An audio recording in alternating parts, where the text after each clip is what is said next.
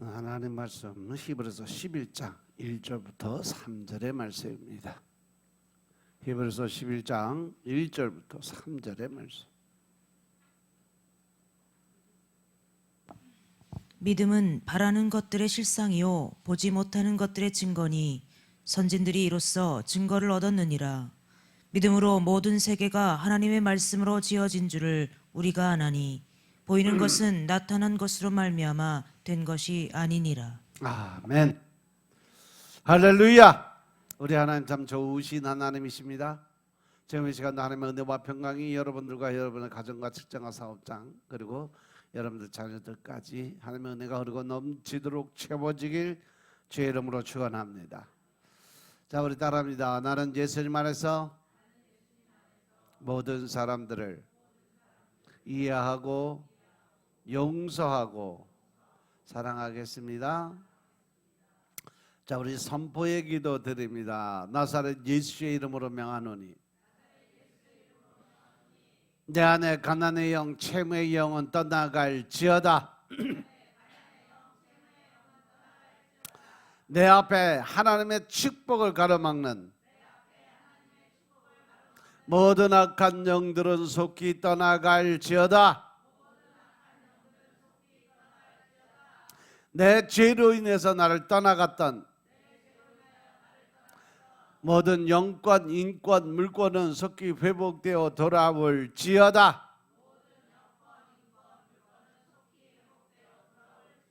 아멘. 할렐루야.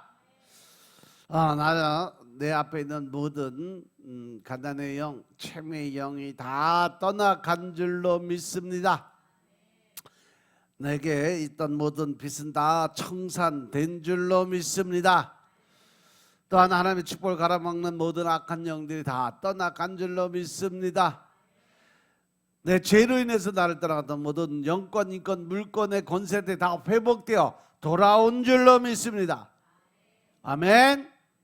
이 시간 하나님께 영광 올려드리는 귀한 시간 되시길 주의 이름으로 축원드립니다.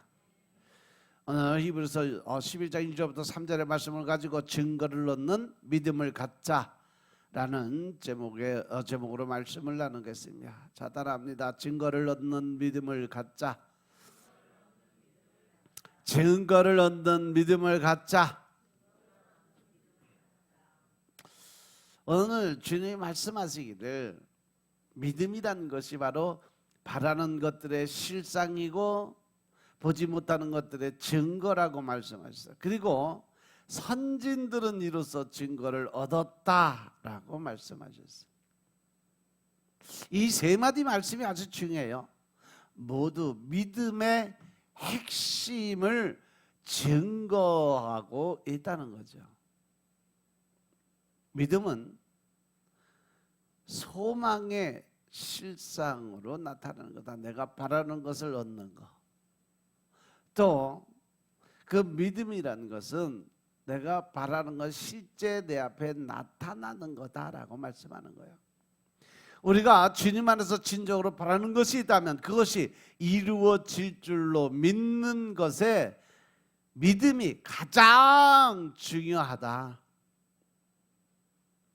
하나님을 믿는 거, 예수님을 믿는 거, 이 믿음만에 우리가 온전한 그 믿음이 없으면 아무것도 아니라는 거예요. 우리가 이루어질 줄로 믿는 것들을 주님께서 이루어 주실 줄로 믿는 것이 바로 믿음이다.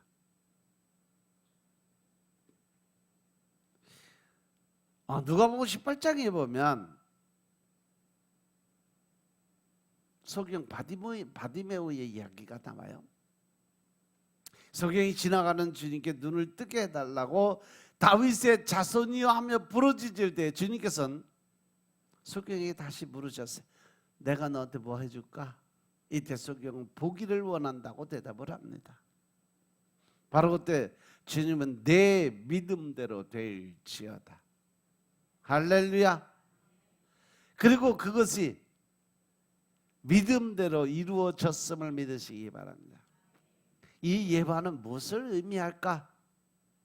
주님은 소경에게서 무슨 믿음을 받기에 그렇게 말씀을 하시고 그 소경의 소원이 이루어졌을까?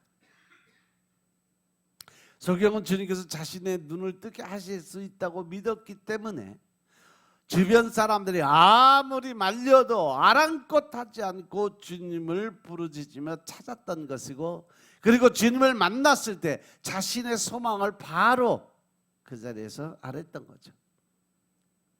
그러자 예수님께서 그 소경의 믿음을 보시고 내 믿음대로 될지어다 라고 응답하시고 그 믿음대로 이루어 주셨다는 거 믿으시기 바랍니다. 예수님이 여리고에 가까이 가실 때 한 소경이 길가에 앉아서 구걸을 하고 있어요. 근데 많은 사람들이 지나가면서 뭐라고 막 떠들어요. 그래서 이 소경이 묻습니다. 도대체 무슨 일인데 이렇게 많은 사람이 몰려갑니까? 하고 물어봐. 그랬더니 야, 저기 나사렛 예수라는 분이 지나간다 라고 하니까 바로 그 자리에서 소경이 소리를 지릅니다. 다윗의 자손 예수여, 나를 불쌍히 여기소서라고. 그랬더니 그 옆에 지나가던 사람들이 야, 시끄러, 조용히 좀 해. 그랬더니 이 소경은 더 큰 소리로 예수님을 부릅니다. 다윗의 자손이여, 나를 불쌍히 여기소서. 그 간절함이 예수님의 귀에 들어갑니다. 그래서 예수님이 서서 가서 저를 데려오라 라고 말씀하셨더니 가서 데리고 왔어요. 그때 예수님이 첫 마디가 거기서 내가 내게 무엇 해주기 원하느냐? 그랬더니 주여 보기 원하나이다. 예수님께서 말씀하십니다. 보아라, 내 믿음이 너를 구원하였느니라. 할렐루야. 그렇게 해서 눈이 뜨여지고 하나님께 영혼을 올렸다는 그런 말씀이 나와요. 이 말씀은 우리에게 주는 메시지가 뭘까?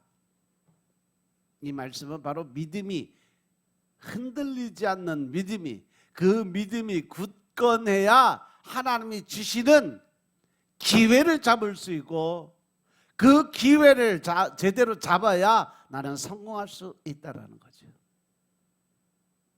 예수님께서 여리고에 가까이 갔을 때 한 소경이 길가에서 구걸하고 있어. 그 이 소경이 많은 사람들이 지나가는 소리를 듣고 무슨 일이냐고 물어보고 나사렛 예수께서 지나간다라고 대답을 해주고, 그러니까 소경은 믿음의 외침을 갖는 거죠. 부르짖어 기도를 드린 거예요.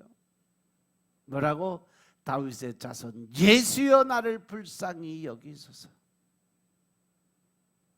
옆에서 아무리 뭐 잠잠해라, 조용히 해라, 시끄러워 죽겠다, 입 다물어라, 아무리 소리를 질러도 기죽지 않고 더 큰 소리를 내서 부르짖는 기도의 소리가 예수님의 마음을 움직인 거죠. 이 소경은 예수님을 어떻게 알고 예수님에게 불쌍히 여겨달라고 부르짖는 기도를 드렸을까? 안진뱅이 거지가 아마 지나가는 이 사람 저 사람 지나가면서 하는 소리를 기동량으로 듣지 않았을까? 아니면 그분이 메시아인 것을 이미 알고 있었던 그 거지 바디메오의 장님, 소경인 바디메오의 모습의 본질, 즉 영적으로 깨어 있었던 사람이 아니었을까?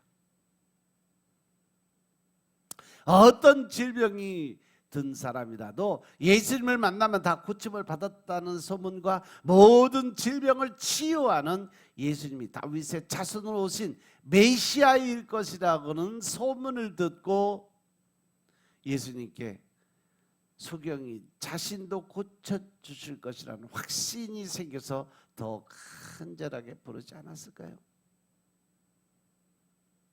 결과적으로 소경 바디메오는요, 자기에게 온 기회를 놓치지 않고 기적을 체험하게 되었다는 사실 명심하시기 바랍니다.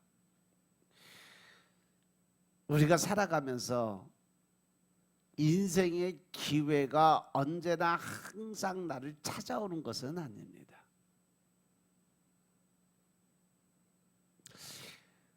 사람들은 흔히들 그래요. 인생을 살면서 딱 3번의 기회는 반드시 찾아온다. 따라서 그 기회를 내가 얼마나 잘 깨우치고 잡아서 성공하느냐 못 하느냐 결정은 내가 하게 돼 있다는 거죠. 아멘. 예수님을 누구나 만날 수는 있어도 아무나 만날 수는 없어요. 예수님을 만날 수 있을 때 만나야 된다는 사실 명심하시기 바랍니다. 은혜 받을 수 있을 때 은혜 받아야 돼요. 은혜 받을 기회를 놓치면 결국 사단 마귀의 심부름꾼을 할 수밖에 없다. 따라서 우리는 은혜 받을 수 있을 때 그 은혜의 장소에 있어야 된다는 사실 명심하시기 바랍니다. 소경이고 거지인 바디메오가 예수님을 만날 기회를 놓치지 않고 기회를 잡으니까 기적의 체험을 하게 된 겁니다. 그렇다면 예수님을 만난 바디메오에게 무엇이 있어서 기적을 체험할 수 있었을까? 그것은 바디메오에게 뭐가 있어서? 믿음이 있어서 기적을 체험한 거죠. 어떤 믿음? 바로 예수님이 그리스도라는 믿음이죠. 그분이 메시아라는 믿음이죠. 그러면 소경 바디메오는 어떻게 그 믿음을 가질 수 있었을까? 예수님이 행하신 기적의 소문을 들었으므로 그 믿음이 생겨난 거죠. 그럼 믿음은 어떻게 생겼냐? 로마서 10장 17절의 말씀을 보면 믿음은 들음에서 나고 들음은 그리스도의 무엇으로? 말씀으로 말미암아 생기는 거다라고 말씀하셨어요. 믿음은 들음에서 나. 그러므로 우리는 하나님의 말씀을 들어야 된다는 사실 명심하시기 바랍니다. 우리도 예수님을 만난 사람들이요. 그죠? 대답이 없어. 예수님 못 만났어요, 여태? 여기 예수님 못 만난 분 계세요? 예수님을 만나지 못한 사람은 먼저 예수님을 만나야 해요. 어떻게 만나면 될까요? 요한복음 1장 2절 말씀을 늘 묵상하세요. 대초에 말씀이 있었고 그 말씀은 곧 하나님이다. 할렐루야. 먼저 말씀으로 만나야 돼요. 그래서 여러분들 매일 성경책을 읽어야 된다. 말씀을 먹어야 된다. 그 말씀이 들려지고 이해가 되고 깨달아지고 은혜를 받고 회개가 일어나면 성령의 세례가 임하고 그때 바로 예수님을 만날 기회라는 사실 명심하시기 바랍니다. 그리고 예배의 장소에서 예수님을 만날 수 있습니다. 그래서 예수님을 만났다면 그 예수님을 만난 그 기회를 붙잡아서 여러분들은 기적의 체험을 해야 될 줄로 깨달으시기 바랍니다. 따라서 우리가 성공적인 인생을 살기 위해서 가장 먼저 준비되어야 될 것은 바로 온전한 믿음이에요. 누가복음 18장 35절 이하의 말씀처럼 오늘 바디메오가 눈을 뜨기 위해 사람들의 방해에도 불구하고 열정적으로 기도를 드린 것도 있었지만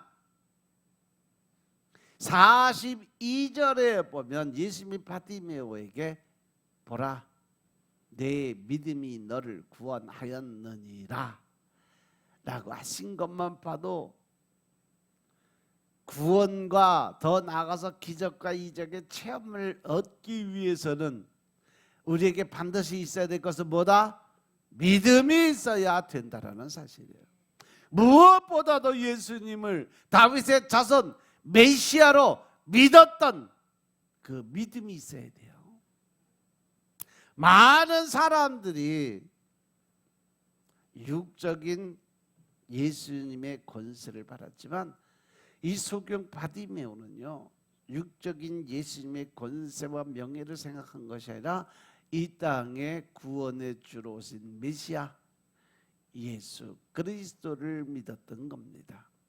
따라서 우리는 기도를 드리되 믿음의 기도를 드려야 되고, 그 믿음은 말씀을 읽고 들어야 생기는 것임을 깨달으시기 바랍니다. 그래서 우리는 날마다 말씀을 사모하고 그 말씀을 가까이 해야 된다는 사실 명심하시기 바랍니다. 아멘. 여러분들이 세상적으로 아무리 능력이 뛰어나고 많이 배우고 아무리 재산이 많아도 여러분들 안에 믿음이 없으면 결코 하나님이 우리에게 주시는 기회는 절대 잡을 수가 없다는 사실이죠. 따라서 하나님이 주시는 기회를 잡으려 한다면 우리는 말씀을 통해서, 성령님의 인도하심을 통해서 내 안에 온전한 믿음을 준비해야 된다는 사실 명심하시기 바랍니다. 아멘. 다윗도 믿음이 있었기 때문에 자기에게 주어진 기회를 잡았어요. 목동으로 있다가 전쟁에 참여한 형들에게 도시락을 가져다 주러 갔다가 적장 골리앗과 대결하는 기회를 갖게 된 거죠. 그죠? 이때 그 안에 뭐가 준비되어 있었어? 다윗 안에는 하나님을 향한 온전한 믿음이 준비되어 있었어요. 만약 그 당시에 다윗에게 믿음이 없이 골리앗과 맞섰다면 어떻게 됐을까?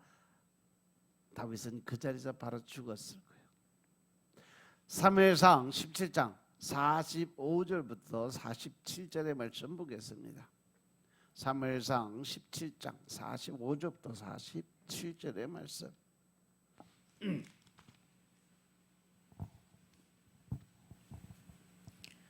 다윗이 블레셋 사람에게 이르되 너는 칼과 창과 단창으로 내게 오거니와 나는 만군의 여호와의 이름 곧 내가 모욕하는 이스라엘 군대의 하나님의 이름으로 내게 가노라.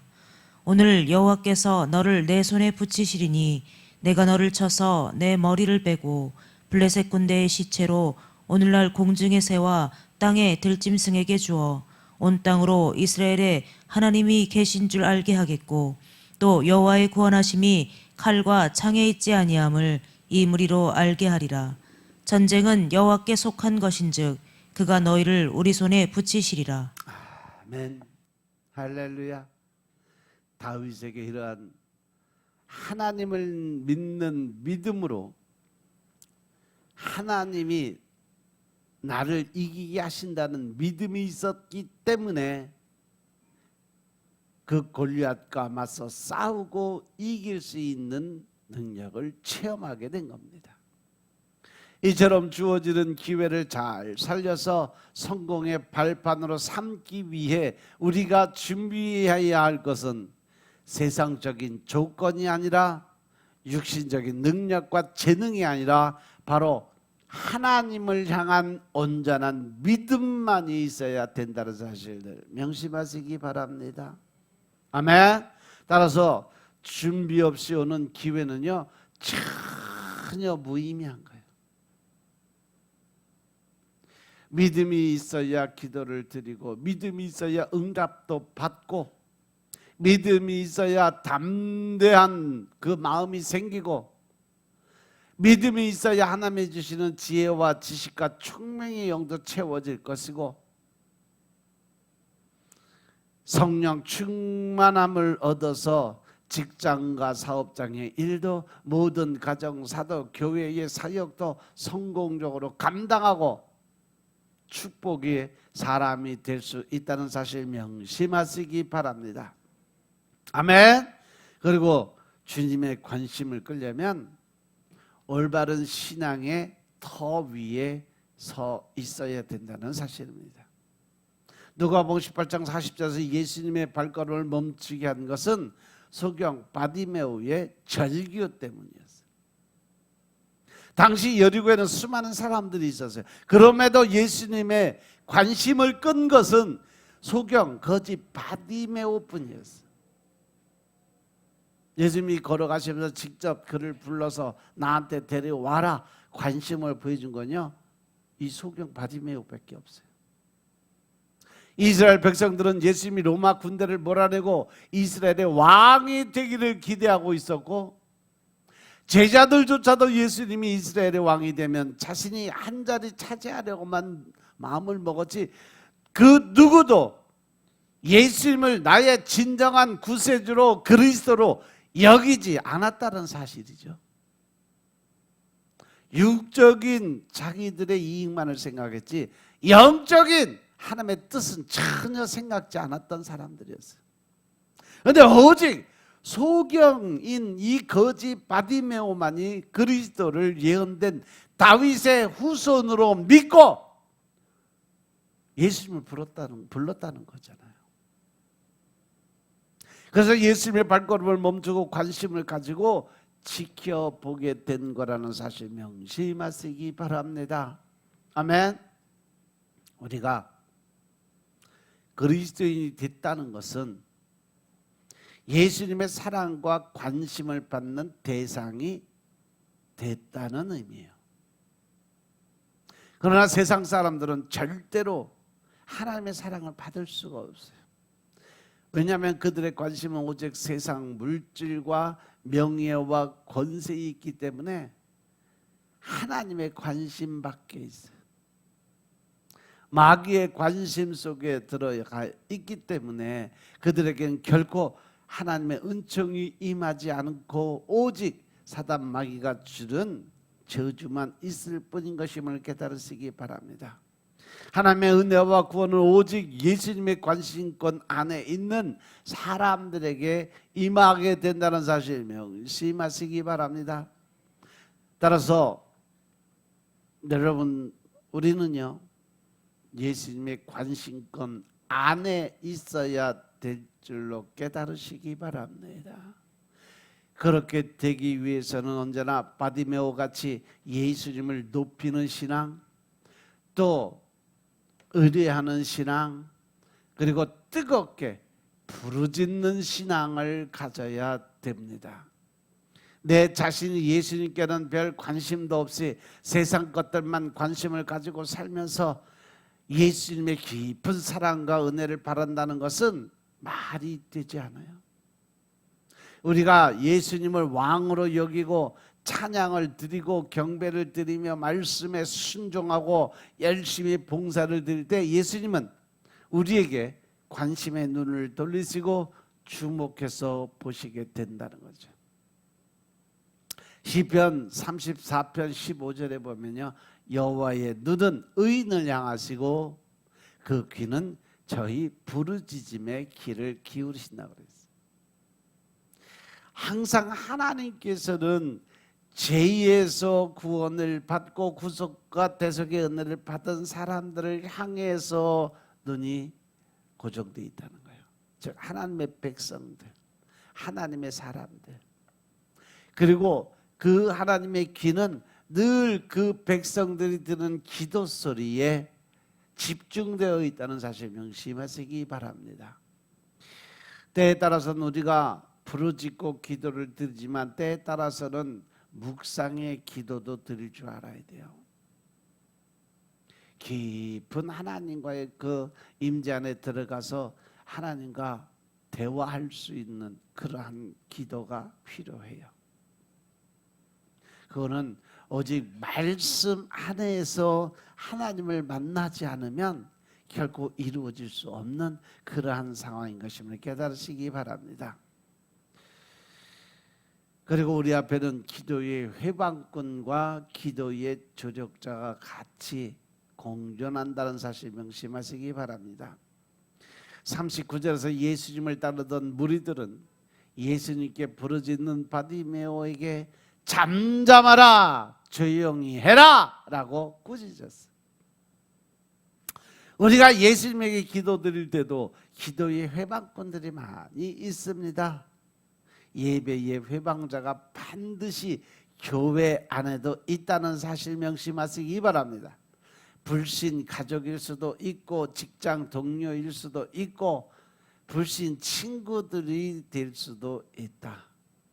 그런데 무엇보다도 더 악한 사탄 마귀는요, 교회 안에서 많은 사람들을 회방하고 갈라놓고 이간질시키는 사단의 종이요.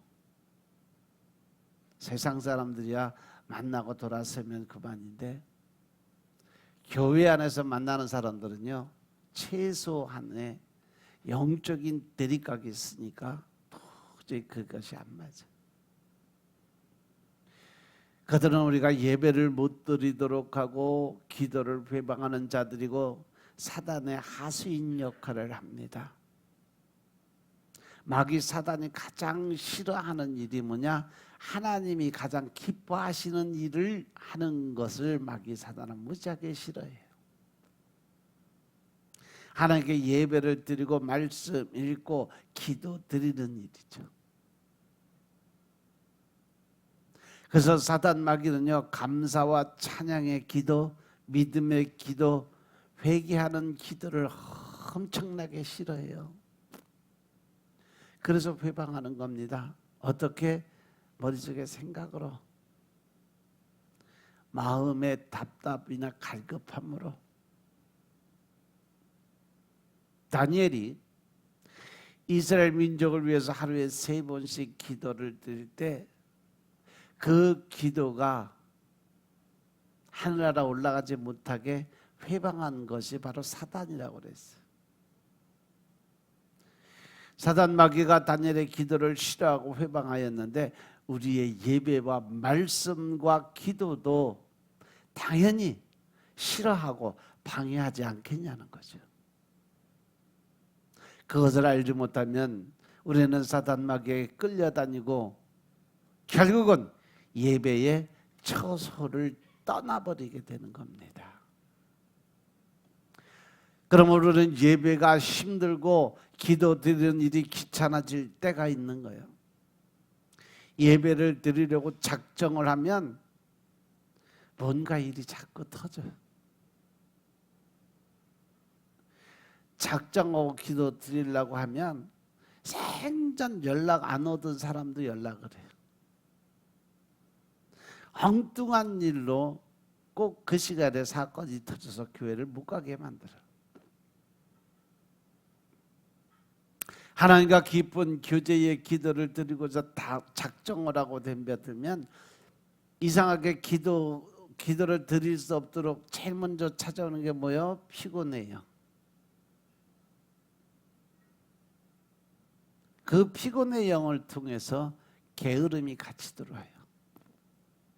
만사가 귀찮아져. 귀차니즘 병이요. 나중엔 숨 쉬는 것까지도 귀찮아질 정도로 잡혀요. 결국 뭐예요? 죽고 싶다라는 얘기죠. 그러나 여러분, 그럴수록 사단 마귀의 역사라는 것을 깨닫고 그것을 이기고 예배의 장소로 나오시기 바랍니다. 아무리 피곤해도 새벽에 일어나서 기도를 드려야 된다는 사실 명심하시기 바랍니다. 하나님께서 세상의 모든 첫 것은 내 것이라고 그랬어요. 그런데 하나님 우리에게 사람들에게 제일 먼저 주신 게 뭐예요? 바로 시간이에요. 그 시간, 새 하루를 맞이하는 첫 시간은 하나님께 드려야 우리가 11조 생활하는데 가장 기본적인 걸 틀을 갖는 거예요. 믿으시면 아멘 합시다. 뭐 하나님이 돈이 없어서 11조를 드리라고 그러고 돈 이렇게 받으려고 돈 내라 그러는 거 아니에요. 우리는 생활의 11조를 먼저 드려야 될 줄로 깨달으시기 바랍니다. 24시간 시간의 11조, 그러면 그 시간이 2시간 40분이요. 하루 3시간씩은 하나님과 교제하는 데 써야 돼요. 말씀 읽고 기도 드리고 전도하고 섬김, 헌신, 봉사하는데 하루 3시간씩 드려야 그게 11조 생활 드리는 거예요. 믿습니까? 믿습니까? 직장 생활하면서 하루 8시간 일을 하면 40분은 복음 전하는데 사용해야 돼요. 친구들 만나서 1시간 동안 수다 떨고 커피숍에서 수다 떨고 저 이야기를 했으면 그 중에 6분, 1시간에 6분은 하나님 시간이요. 그 11조 드려야 돼요. 그러면 그 친구에게도 5분, 6분은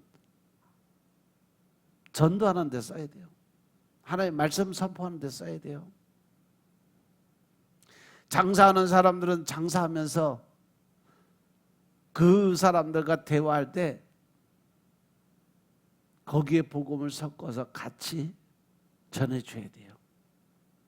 그게 11조 생활의 가장 기본이에요.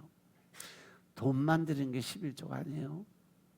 하나님이 말씀하신 첫 것은 다 내 것이라는 거, 즉 첫 것은 하나님 거예요. 그러니까 제일 처음 하루 시간, 첫 시간부터 하나님께 드리는 것이 11조 생활의 가장 기초라는 사실 명심하시기 바랍니다.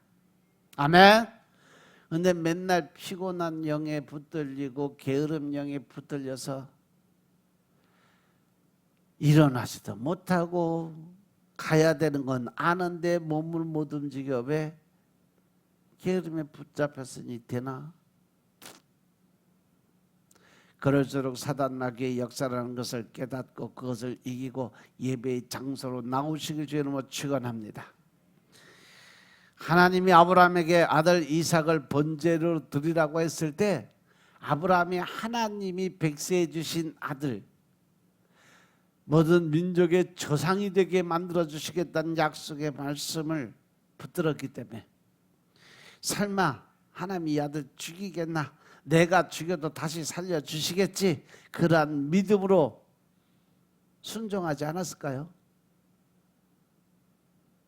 그런데 또 다른 한편으로 생각해 보면 하나님이 명령하시는 것은 아무 생각 없이 무조건 순종부터 하고 보는 훈련을 통해서 굳어진 즉각적인 반응일 수도 있어요. 너희는 여호와의 말에 순복할지어다. 아브라함은요, 그때 당시에 오직 하나님의 말씀에만 집중하고 살았던 사람이에요. 그래서 하나님 말씀하시니까 뭐 100세에 얻은 건지 뭐 이 아들이 뭐 믿음의 조상의 씨가 될지 그런 거 생각 안 했다는 거죠. 그냥 하나님이 번제로 드리라 그러니까 하나님이 명령하시니까 그냥 무조건 따라가는 거죠. 주일이면 당연하게 예배를 드려야지. 그런 마음으로 새벽 기도는 당연히 드려야지. 모든 공예배도 마찬가지로 우리에게는 우리의 기도를 방해하는 사단보다 더 큰 기도의 조력자이신 성령님이 계시다는 사실을 명심하시기 바랍니다. 아멘. 이 믿음 안에서 성령님이 내 안에서 부르짖게 하시고 기도드릴 내용을 알려주시고 기도를 도와주시는 분이 계시다는 사실 명심하시기 바랍니다. 사도 바울은 로마서 8장 26절에서 이와 같이 성령도 우리의 연약함을 도와주신다고 그랬어요. 어떤 연약함? 우리가 마땅히 빌 바를 알지 못하지만 오직 성령이 말할 수 없는 탄식으로 우리를 위하여 친히 간구하시느니라. 아멘. 따라서 여러분 처음 기도 드릴 때 사단의 회방이 있어도 포기하지 말고 끈질기게 기도 드리시길 주의 이름으로 부탁드립니다. 기도는요 훈련이요. 훈련을 통하지 않고는 기도를 잘 드릴 수가 없어요. 그리고 기도는요 바로 영적인 내 재산이요. 그 기도를 통해서 우리는 하늘나라의 보고를 열 수 있다는 사실 명심하시기 바랍니다. 우리가 그렇게 끈질기게 기도를 드리면 성령님께서 도와주심으로 즐겁고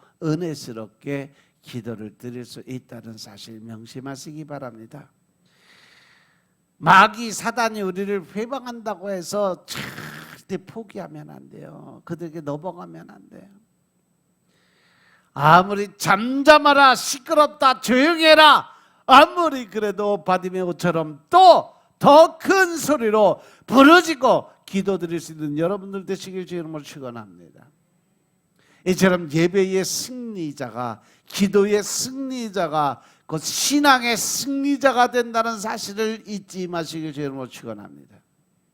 그리고 주위 환경을 보지 말고 오직 예수님만 바라보시길 주의 이름으로 축원합니다. 바디메오는 자신을 꾸짖는 사람들의 제지와 방해에 전혀 개의치 않았어요.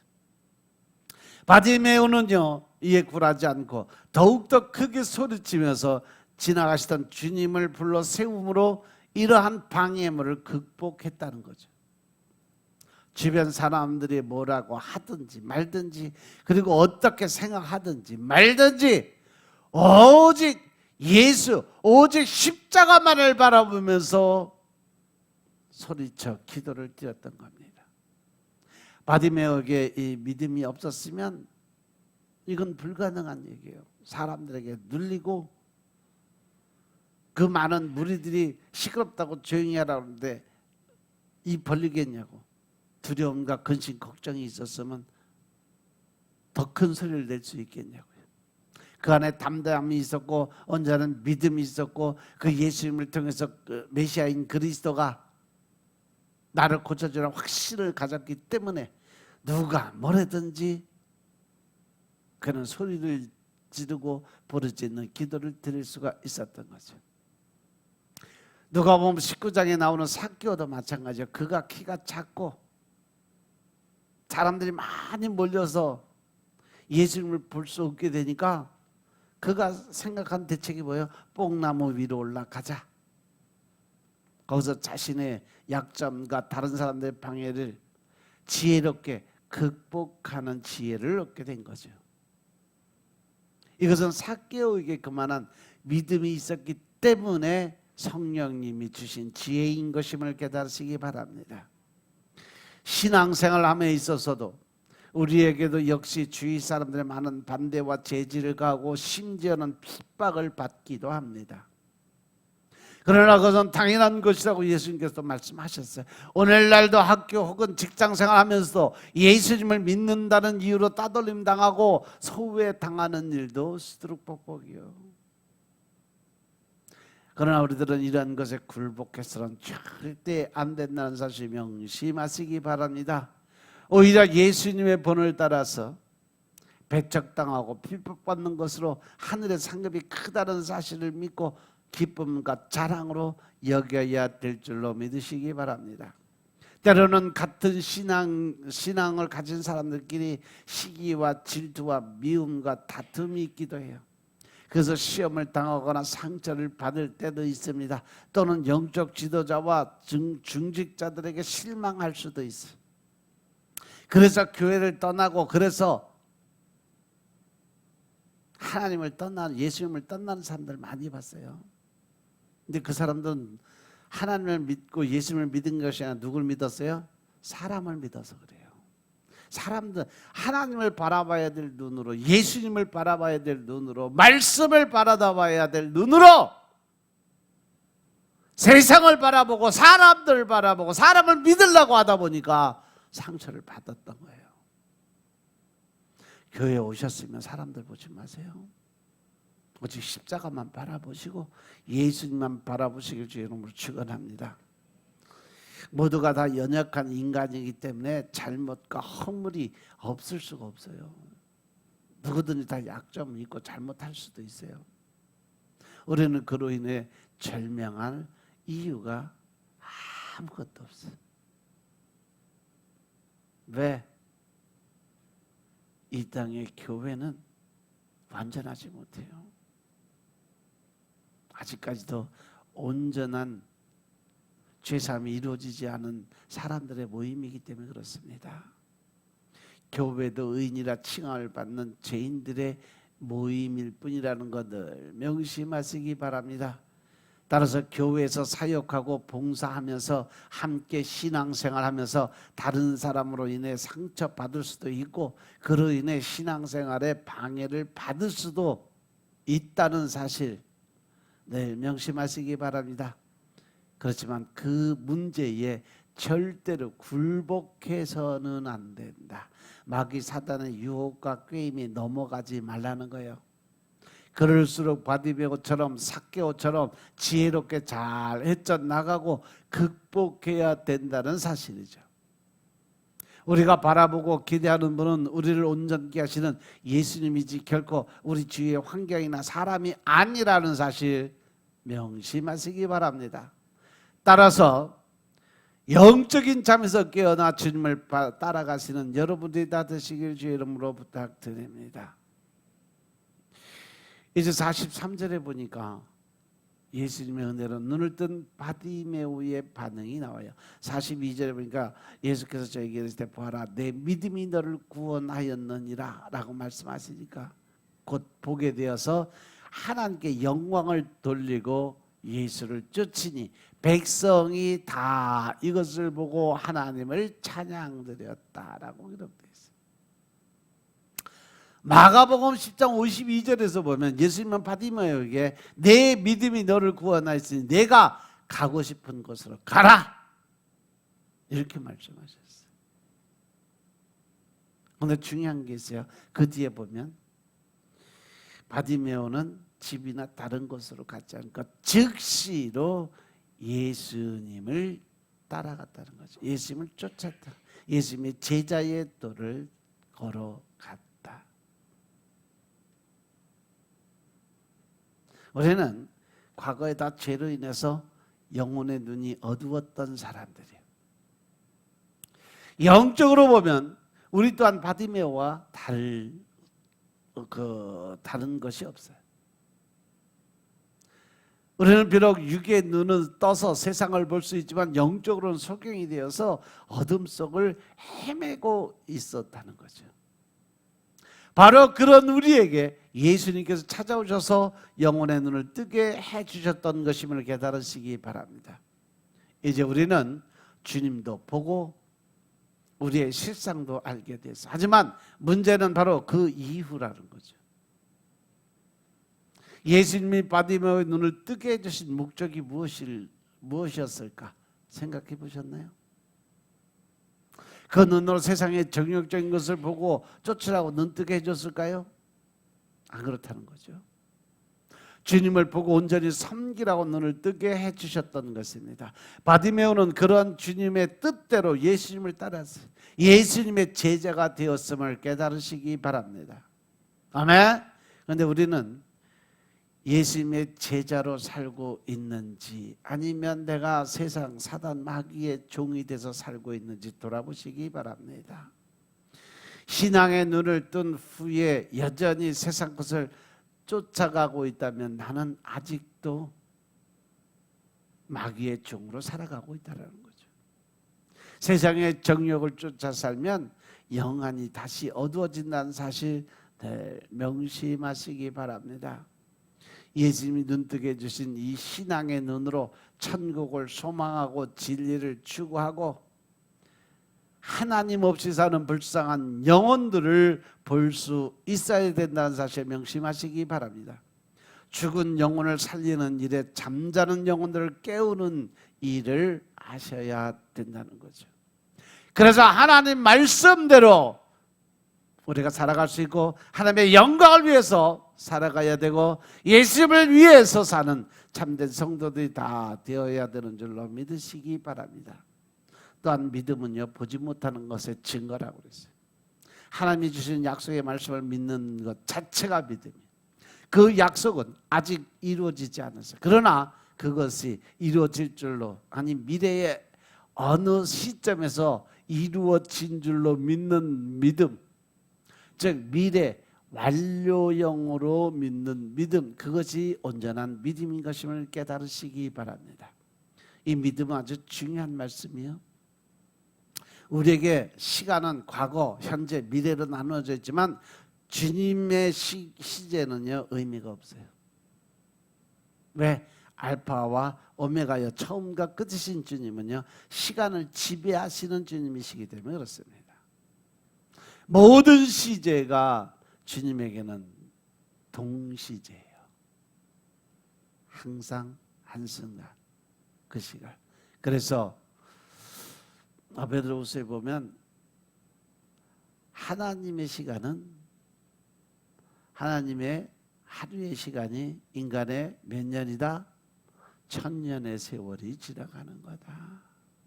그것은 연수 계산하는 것이 아니라 영원하다라는 거예요. 그래서 천국에는 뭐가 없다? 밤과 낮이 없다. 밤이 없는 거예요. 언제지? 낮 하루의 시간이에요.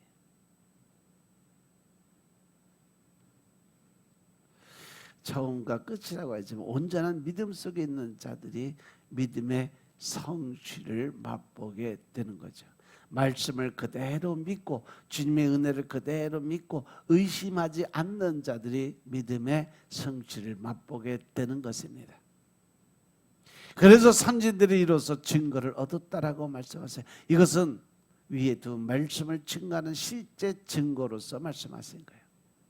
즉 그렇게 되는 믿음이 헛된 것이 아니고 참된 믿음의 증거가 된다는 사실입니다. 그 증거들을 이후에 기록하고 있어요. 11장 4절부터 그 끝에까지 쭉 연결이 되어 있어요. 믿음의 선지들이 어떻게 믿음으로 자신들의 소망했던 것을 이루어지는지 쭉 기록을 했어요. 이것을 증거로 말씀하시는 것은 나에게 그 선지들의 증거가 있지. 너도 이렇게 온전한 믿음을 가지면 너도 이러한 삶을 살게 될 거야 라고 말씀하시는 것임을 깨달으시기 바랍니다. 믿음은 온전한 것이에요. 믿음은 결단하는 것이에요. 믿음은 하나님의 은혜 가운데로 들어가는 거예요. 그래서 믿음은 온전한 축복이 될 수 있다는 거죠. 그래서 우리는 이제 믿음으로 들어가야 될 줄로 깨달으시기 바랍니다. 믿음으로 구하고 믿음으로 이룰 줄 믿고 나아가야 된다는 거죠. 이 믿음을 굳게 잡고 흔들림 없이 주님께 나아가야 된다는 사실을 명심하시기 바랍니다. 우리가 말씀을 보면 말씀은 믿음의 책이에요. 말씀을 보는 눈은 두 가지요. 믿음의 눈과 불신앙의 눈. 믿음의 눈으로 성경 말씀을 보면 모든 것이 은혜고 모든 것에 대해 감사를 드릴 수 있는 마음이 생겨요. 믿음으로 성경을 보는 사람에게는 모든 내용이 하나님의 말씀이 됩니다. 반면에 불신앙의 눈으로 성경을 보면 모든 것이 의문투성이에요. 모든 것이 의심할 수밖에 없는 말도 안 되는 소리들만 기록되어 있는 것을 볼 수 있습니다. 하지만 기독교는 믿음의 종교예요. 그리고 우리는 믿음으로 구원을 얻었습니다. 믿음으로 하나님의 자녀가 되었어요. 이 믿음이 있을 때 올바른 행위가 나올 수 있다는 사실 명심하시기 바랍니다. 그리고 우리가 믿음으로 기도를 드려야 응답이 될 수 있어요. 그리고 우리는 믿음으로 천국을 갈 수 있다는 사실도 명심하시기 바랍니다. 따라서 우리가 믿는 기독교 신앙에서 믿음을 빼버리면 아무것도 남는 게 없어.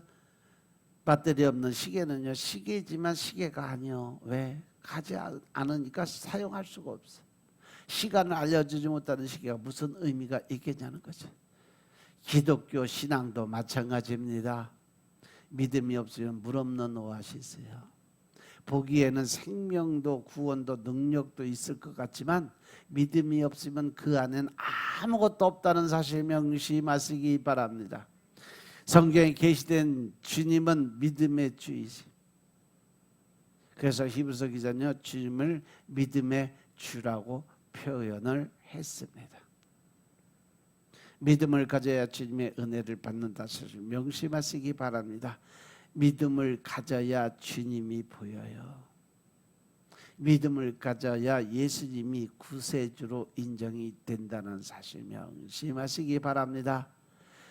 따라서 여러분들 이제 온전한 믿음을 갖고 믿음의 주의 온전한 그리스도를 바라볼 수 있는 여러분들의 삶이 되시길 주님으로 축원합니다. 나머지는 오후 시간에 하겠습니다. 기도드리겠습니다. 아버지 하나님 감사드립니다.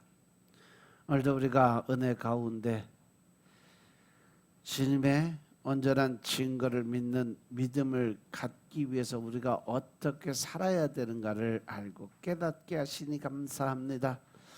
신령과 진정의 마음으로 하나님의 뜻을 알고 깨닫게 하시니 감사합니다. 주님, 오늘도 아버지 하나님의 의와 뜻을 세복하며 주님의 나라에 임할 수 있는 군사가 될 수 있도록 축복하옵소서. 모든 말씀 우리 주 예수 그리스도의 이름으로 감사드리며 기도드렸사옵나이다. 아멘.